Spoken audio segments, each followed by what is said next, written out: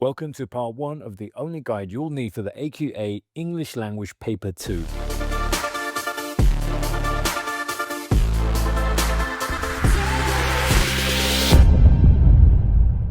This time we're tackling question 1. Need any help with other questions? After you finish here, you can catch up on the other questions in this paper. It's all waiting for you, neatly lined up on the Oxbridge GCSE Tutor channel. The full set, like Pokemon cards, but actually useful.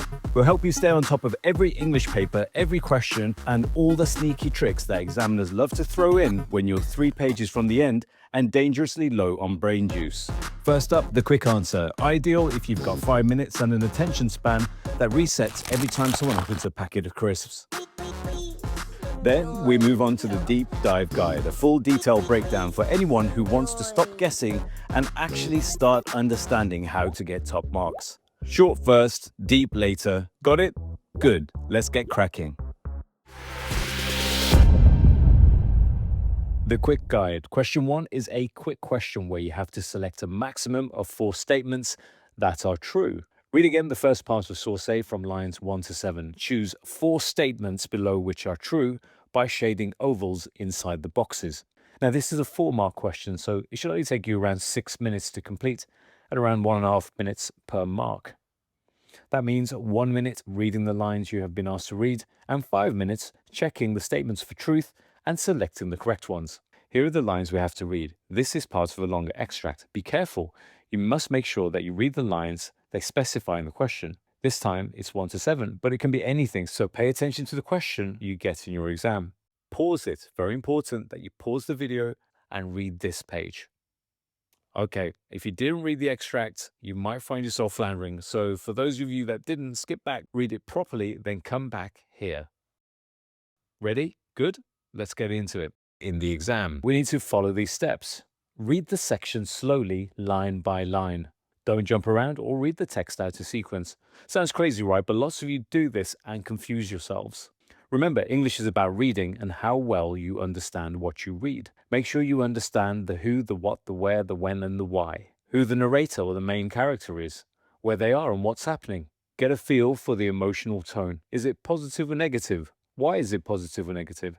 Look out for keywords and phrases that build up to create a mood. Check each of the statements against the extract in turn. This means look at statement 1, check the text. Then look at statement 2, check it against the text, and so on. Yes, this means reading the text a lot of times. You'll notice that you'll read it quicker each time as your brain becomes familiar with the text. The different statements are designed to catch out lazy readers that skip sections of the text for no other reason than rushing. You know who you are. Only pick 4 statements that are true. You can shade the circles in like this. And then if you decide you want to reselect what you just crossed out, don't worry. You can put a circle around it like this. And that's the quick guide for those of you in a hurry, but stick around for the full deep dive guide for a full workout of this question, plus the common mistakes that students make and how to avoid them. It's all coming up next.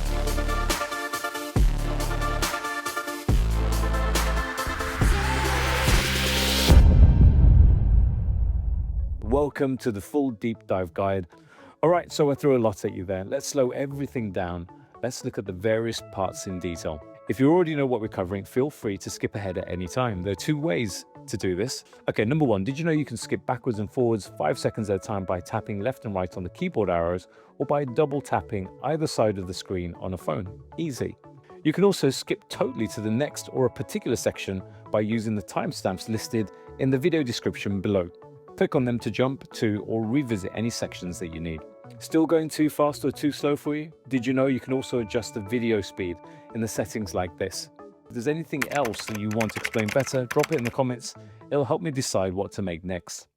Okay, so coming up, we've got the question overview, the 3 difficulty levels of statements, the question walkthrough, and what you should do now after watching this video. Let's start with part A, the question overview. So a quick reminder for you guys, select 4 true statements. It's a 4-mark question, which means 6 minutes to complete in total. And that means a minute for reading the lines you've been asked to read. It's very short. And then 5 minutes checking the statements for truth and selecting the correct ones. Here's the question again. Pause the video and read it if you have forgotten it. We'll be examining each of these statements very shortly. Right, next up is part B. The 3 difficulty levels of statements. There are 3 different difficulty levels of statements. The harder ones will catch out careless readers or just plain lazy readers that don't read with their full attention. I'll show you examples in a moment, but first, let's understand the 3 levels, which are, firstly, explicit statements. Explicit sounds like a posh word, but it just means expressed openly or clear to understand. If you explicitly told me not to eat your lunch, then I would have no excuse because you clearly and openly told me not to eat your lunch. Therefore, explicit statements are the easiest because they say something openly and clearly. You just need to find them. However, the next type of statement isn't so openly clear. Implicit statements. Implicit means the opposite of explicit. Think of internal versus external. So implicit statements sit in the middle for difficulty. They're not said outright, but they're there if you look. That means reading between the lines and using a bit of real-world knowledge to work out what's being implied. And then finally, we have the hardest of all, but actually it's not that hard if you practice. These are context statements. You might already know from literature that context means background or surrounding information to an idea.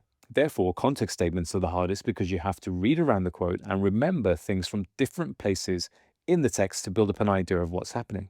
Okay, that brings us to part C. Part C, the question walkthrough.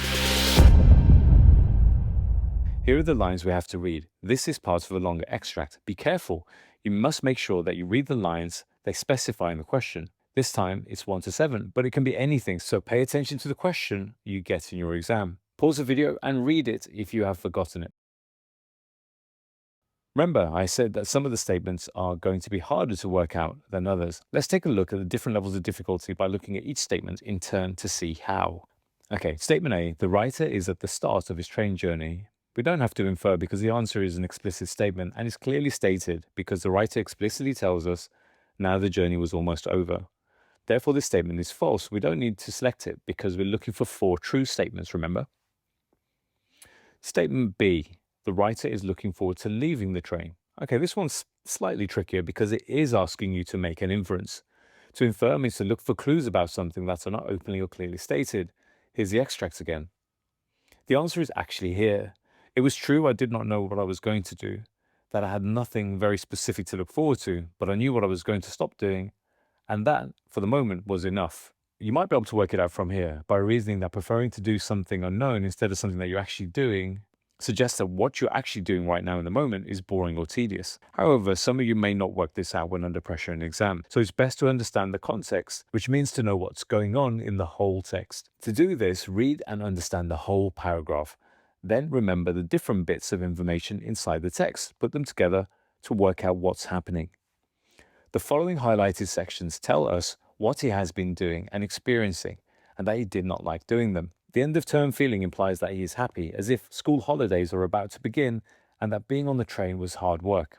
I felt very content, and then no more. Don't make inferences based on one quote without reading the sentences around it. This is called taking meaning out of context. Content, which means to feel satisfied, will wrongly imply that he feels positive if taken out of context. But when read with the repetition of no more that follows, we understand that he feels content, that he will no longer have to suffer things on the train. Black bread implies it was stale and moldy. Who wants to eat black bread? And in earthy tea, earthy implies the tea tasted like soil. Yuck. Monks lead a lonely and hard life without comfort. In No More Days Entirely Blank of Action, blank suggests there's nothing to do and that he's bored on the train. So now we know by looking across the whole text that he hated being on the train.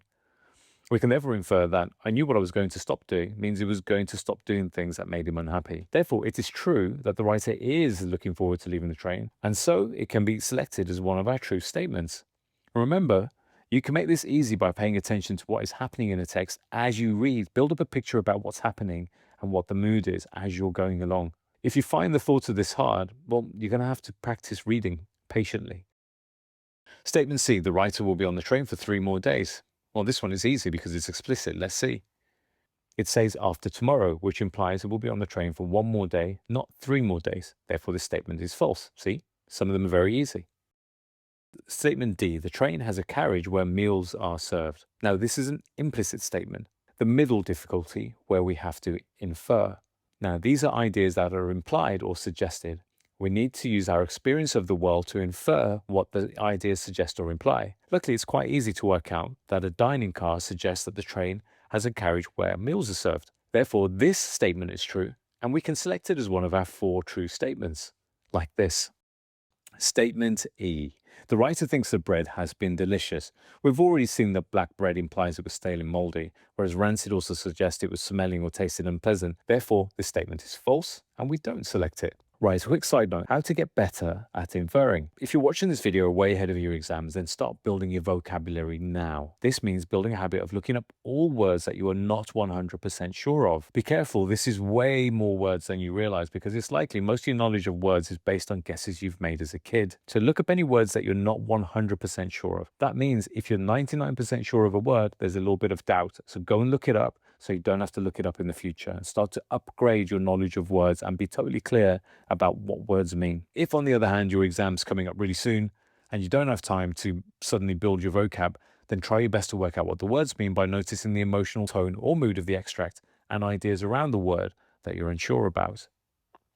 Statement F. The writer feels that he's been cut off from society while on the train.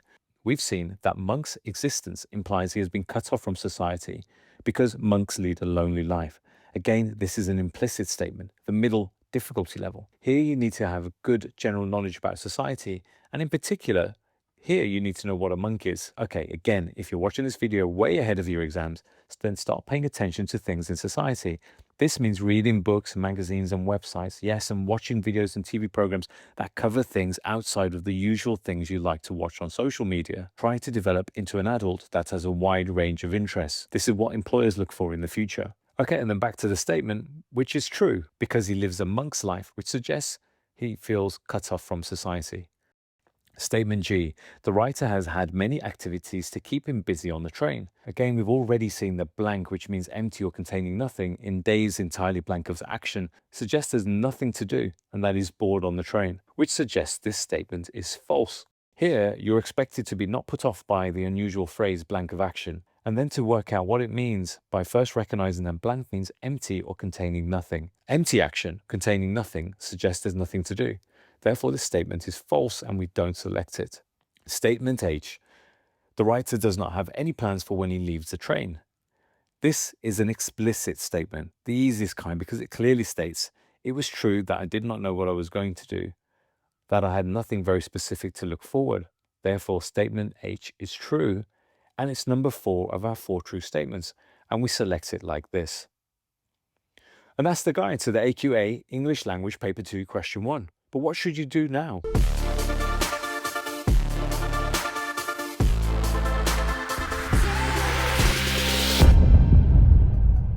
You probably will need to rewatch parts of this video, but this time pause and jot down key things that you need to learn as you go along. You can always come back later and revisit any of the tricky bits. The timestamps in the description make jumping to the right section easy, even if your brain's given up for the day. Practice, practice, practice. For your first practice, why not try the question we just covered in the video?